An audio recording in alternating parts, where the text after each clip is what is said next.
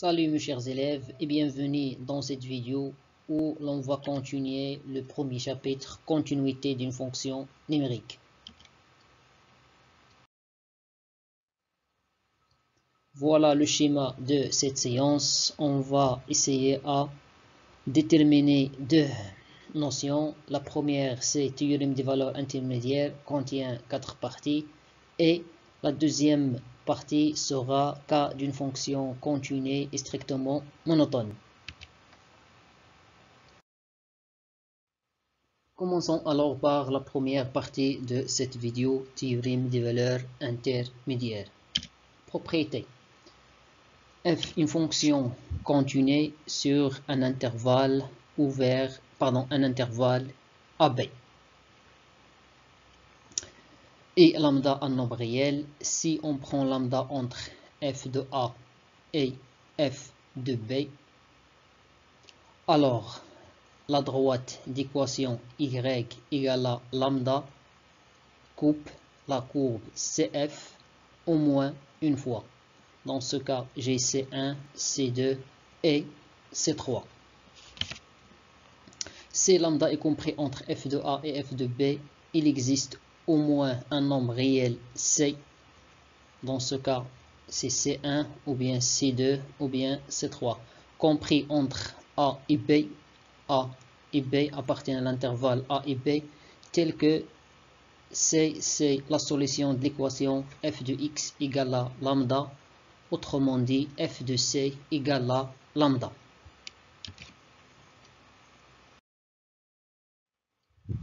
Une petite remarque, lambda compris entre f de A et f de B, c'est-à-dire que lambda appartient à l'image de l'intervalle AB par la fonction f. Une conséquence, f est continu si j'ai f de A fois f de B inférieur strictement à 0. C'est-à-dire, une se trouve au-dessus de l'axe des abscisses et une autre se trouve au-dessous de l'axe des abscisses. C'est-à-dire que la courbe CF coupe au moins l'axe des abscisses une seule fois. Au moins. C'est-à-dire que l'équation f de x égale à 0. Alors, pour montrer que l'équation f de x égale à 0, il faut montrer deux conditions.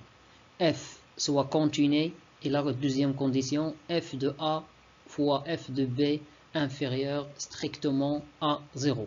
Donc, cette équation admet au moins une solution sur l'intervalle AB ouvert.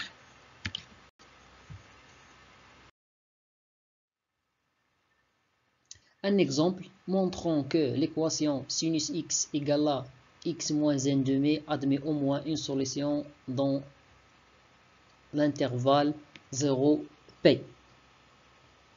Dans ce cas, on va utiliser la conséquence.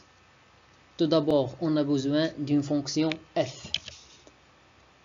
On considère la fonction f définie par f de x égale à sinus x moins x plus n demi, c'est-à-dire je vais faire passer x vers le deuxième côté, encore moins n demi vers le deuxième côté, on aura sinus x moins x plus n demi. La fonction f, elle est continue car sinus x, elle est continue sur R comme fonction usuelle, alors elle est continue sur l'intervalle 0p. Aussi, la deuxième fonction, moins x plus n demi est continue sur R, c'est une fonction polynôme, donc elle est continue aussi sur l'intervalle 0p.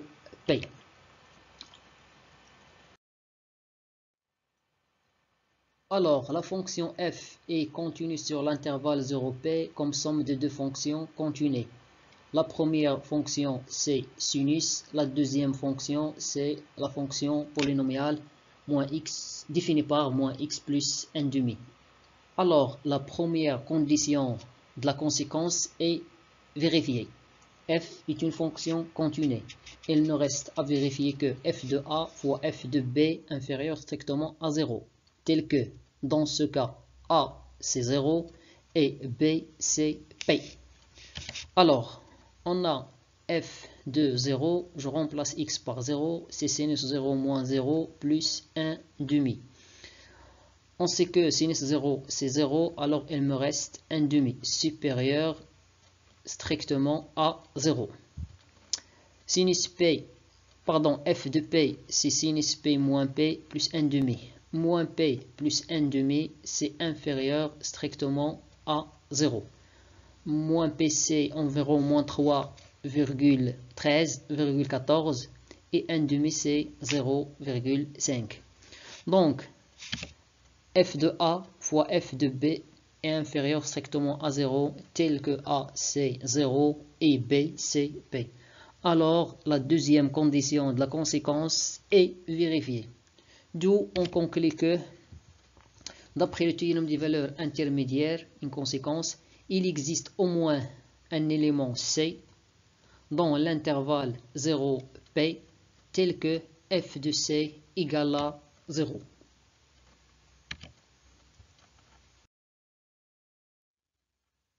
Et par suite, l'équation f de x égale à 0 admet au moins une solution dans l'intervalle 0P. C'est-à-dire que l'équation sinus x égale x moins 1 demi admet au moins une solution dans l'intervalle 0P. C'est ce qui est demandé. Pour la deuxième partie de cette vidéo, on s'intéresse à cas d'une fonction continue et strictement monotone. C'est-à-dire f est une fonction continue, soit elle est strictement croissante, soit elle est strictement croissante. On a déjà vu l'image d'un intervalle par une fonction continue. On a dit que l'image d'un intervalle par une fonction continue est un intervalle et l'image d'un segment par une fonction continue est un segment. Et on a déterminé l'image de l'intervalle AB fermé par la fonction continue f. On a dit égal à mm, tel que m la valeur minimale et m la valeur maximale. Dans ces cas, on va voir l'image des intervalles AB tel que f continue est strictement croissante ou bien strictement décroissante. Le premier cas, l'intervalle AB fermé. Si f est croissante, je garde les images f de A, f de B. F de A, f de B. Si f est décroissante, je change l'ordre. On aura f de A supérieur à f de B, donc l'image de I ou bien de AB sera f de B, f de A. Dans ce cas, je ne peux pas calculer f de b car la fonction n'est pas définie en b, mais je peux calculer la limite quand x tend vers b moins. Donc l'image de i égale à f de i égale f de a, limite f de x quand x tend vers b moins. Je garde l'ordre car la fonction est croissante. Et ici, je vais changer l'ordre car la fonction f est décroissante. De la même manière, on va déterminer l'image de l'intervalle AB fermé en A, ouvert en A, fermé en B. Puisque la fonction est croissante, je garde l'ordre. Ici, je ne peux pas calculer l'image de A car la fonction n'est pas définie en A. Alors, on calcule la limite de f de x quand x tend vers A plus. Et l'image de B. Pour la fonction décroissante, je change tout simplement l'ordre. Sera f de B, limite f de x quand x tend vers A plus. Alors, en général, si j'ai un intervalle, je garde tout d'abord l'ordre. Si la fonction est définie, je calcule les images. Si est définie aux extrémités, je calcule les images. Si la fonction n'est pas définie, c'est-à-dire l'intervalle est ouvert, je calcule les limites. Si l'élément se trouve à droite, alors je calcule la limite à gauche. Si l'élément se trouve à gauche, je calcule la limite à droite. Vous pouvez arrêter la vidéo pour consulter les autres cas des intervalles.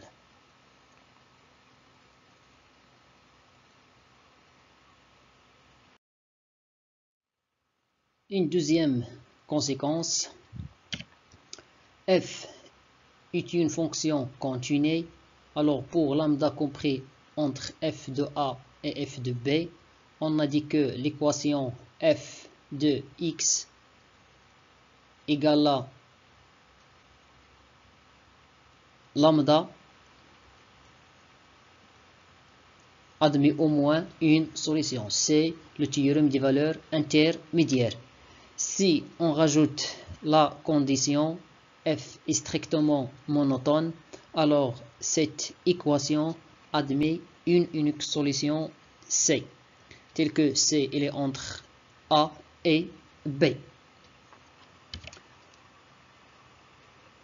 On va passer à un exercice d'application.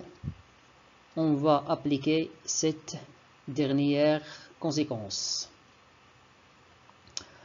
Montrer que l'équation 3x à la puissance 3 moins 4x au carré plus 4x moins 1 égale à 0 admet une solution unique dans l'intervalle 0, 1. Tout d'abord, j'ai besoin d'une fonction. On considère la fonction f de x égale à cette expression. Cette expression, c'est celle-là. C'est le premier côté de l'équation. Alors, la première condition, c'est de déterminer la continuité de la fonction f. Notre fonction est continue sur l'intervalle 0, 1, car c'est une fonction polynomiale, et toute fonction polynomiale est continue sur R, et puisque R contient l'intervalle 0, 1, alors notre fonction est continue sur 0, 1. La deuxième condition, c'est de vérifier que f de a fois f de b est inférieur strictement à 0. Vous pouvez vérifier les calculs. Ici, on a f de 0, c'est moins 1, f de 1, c'est 2. 2 fois moins 1, il est inférieur strictement à 0, donc f de a fois f de b inférieur strictement à 0, tel que a c'est 0 et b c'est 1. Donc, d'après le théorème des valeurs intermédiaires, il existe au moins un nombre C dans l'intervalle 0, 1, tel que f de C égale à 0. Autrement dit, l'équation f de x égale à 0 admet au moins une solution dans l'intervalle 0, 1.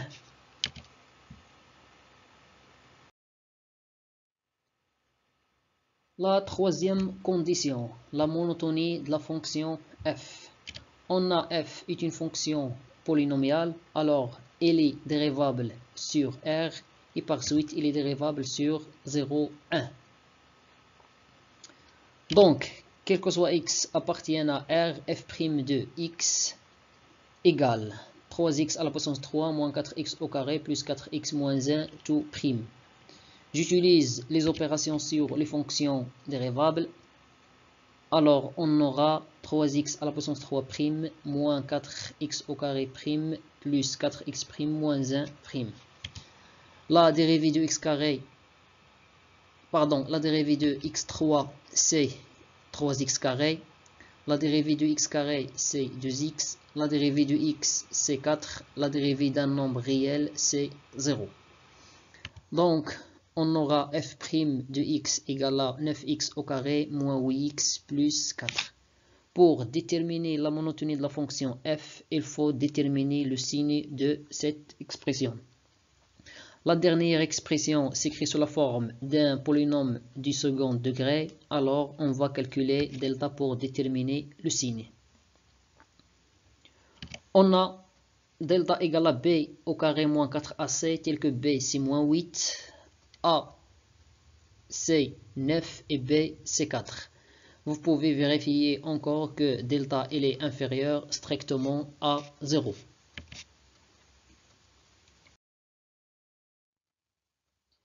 Puisque delta est inférieur strictement à 0, alors le signe du trinôme est le signe de A. Et dans ce cas, A égale à 9. Donc A est positif, donc f' de x est supérieur strictement à 0. Cela implique que la fonction f est strictement croissante sur R et par suite elle est strictement croissante sur l'intervalle 0, 1, d'où la troisième condition du théorème des valeurs intermédiaires est vérifiée.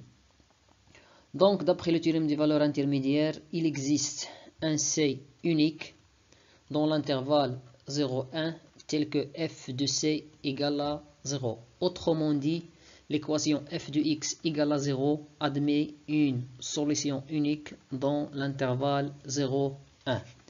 Et par suite, l'équation, ce qui est demandé, l'équation 3x à la puissance 3 moins 4x au carré plus 4x moins 1 égale à 0 admet une solution unique dans l'intervalle 0, 1.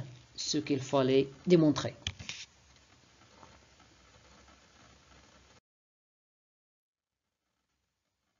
La deuxième question de l'exercice d'application. Montrer que l'équation cos x égale à 2 tiers x admet une solution unique dans l'intervalle pi sur 6 et pi tiers. On va utiliser la même manière, c'est-à-dire il faut vérifier les trois conditions. La continuité f de a fois f de b inférieure strictement à 0 et la monotonie, ou bien strictement monotone. Tout d'abord, on sait que cos x égale à 2 tiers x équivaut à cos x moins 2 tiers x égale à 0 pour avoir une fonction f. Alors, je considère la fonction f de f telle que f définie par cosinus x moins 2 tiers x. La continuité de la fonction f. Cette fonction, elle est continue car cosinus est continu sur R comme fonction usuelle. Donc, elle est continue sur l'intervalle P sur 6, P sur 3. Car P sur 6, P sur 3 inclut dans R.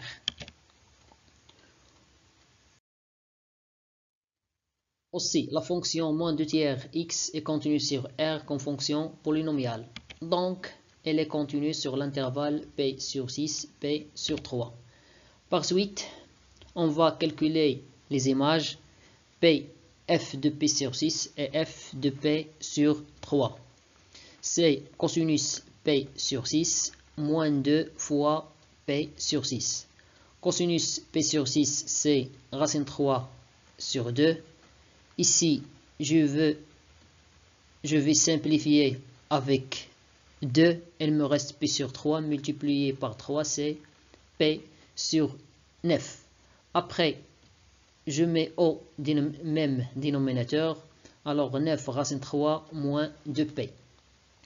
P, c'est environ 3,14. Racine 3, c'est environ 1,7. 1,7 fois 9, c'est supérieur à 9. Alors ici, supérieur à 9. Et ici, c'est 6,9. Moins 6, c'est supérieur à strictement à 0. Pour l'image de P sur 3, c'est de la même manière, le même raisonnement. On va trouver 9 sur 18 moins 4 P sur 18. On a dit que P, c'est environ 3,14, c'est-à-dire 4 fois 3,14, il est supérieur à 12. Donc, ce nombre est inférieur strictement à 0. Par suite, f de A fois f de B, il est inférieur strictement à 0. Car le premier est positif et le deuxième est négatif. Alors, d'après le théorème des valeurs intermédiaires, l'équation f de x égale à 0 admet au moins une solution dans l'intervalle P sur 6, P sur 3.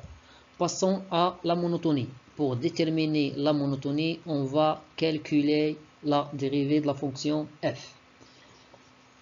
La fonction f est dérivable sur R comme somme de deux fonctions dérivables. Alors, elle est dérivable sur l'intervalle 0, 1. La première fonction, c'est cos.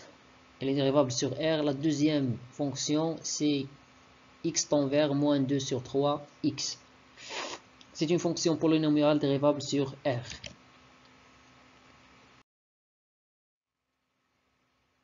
Donc, quel que soit x appartienne à R, f' de x égale à cos x moins 2 tiers x'. J'utilise les opérations sur les fonctions continuées. Alors, c'est cos x plus moins 2 tiers x'. La dérivée de cos, c'est moins sin. La dérivée de moins 2 sur 3x, c'est moins 2 sur 3. On sait que, quel que soit x appartient à l'intervalle p sur 6, p sur 3.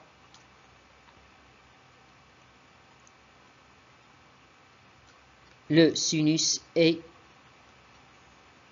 ici on a p sur 6, ici on a p sur 3. Sur cet intervalle, la fonction ou bien sinus est toujours positive. Donc, moins sinus est négative. Alors, moins sinus x moins 2 sur 3, elle est inférieure strictement à 0. Ce qui implique que, quel que soit x appartienne à cet intervalle, f' est strictement négative. Et par suite, f est strictement décroissante sur l'intervalle p sur 6, p sur 3.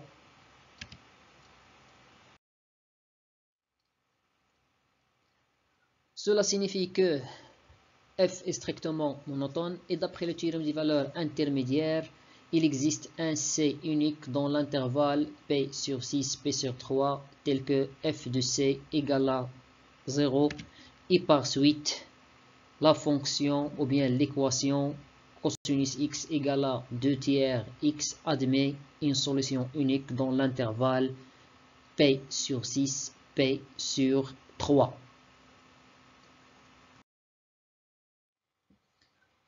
Enfin, je vous remercie pour votre attention et à la vidéo prochaine, Inch'Allah.